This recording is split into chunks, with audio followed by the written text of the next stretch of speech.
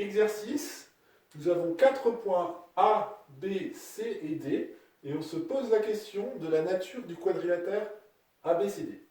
Donc, la première chose, c'est de la géométrie. Je vais faire une figure. Donc, vous prenez le temps de faire cette figure, moi aussi, et puis on en reparle juste après.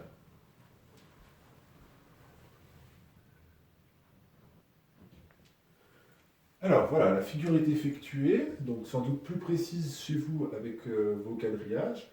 Donc il semblerait que ABCD soit un parallélogramme ici.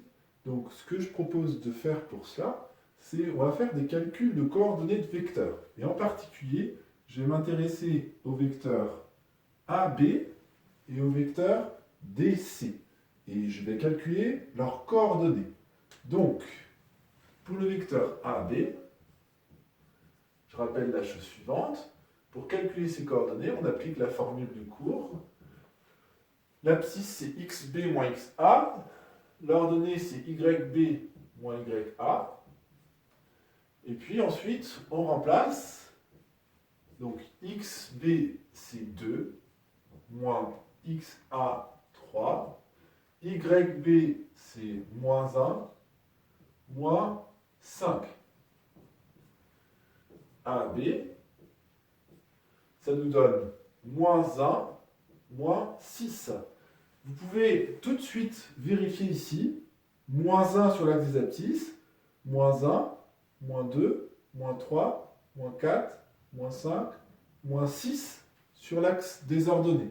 Donc pensez toujours, et c'est tout l'intérêt de la figure, à vérifier sur la figure le calcul que vous avez fait ici théoriquement. Donc AB, c'est moins 1, moins 6. Alors maintenant, on va calculer les coordonnées du vecteur DC. Donc pour le vecteur DC, on va faire la même chose que pour AB. Rappel de la formule, donc XC moins XD, voilà par analogie, YC moins YD. XC, c'est moins 2, XD, pardon, c'est moins 1, donc ça fait moins 2 moins moins 1. YC, c'est moins 4, et YD, c'est 2. Donc moins 4, moins 2. Ça me fait donc DC égale A, moins 2 plus 1, moins 6.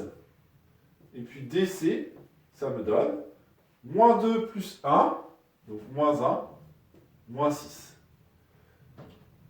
Et même chose que tout à l'heure, je vais aller vérifier sur la figure. Moins 1, moins 1, moins 2, moins 3, moins 4, moins 5, moins 6. Moins 1, moins 6. Bien, donc les calculs de coordonnées sont effectués. Maintenant, qu'est-ce que j'observe? Eh bien, j'observe que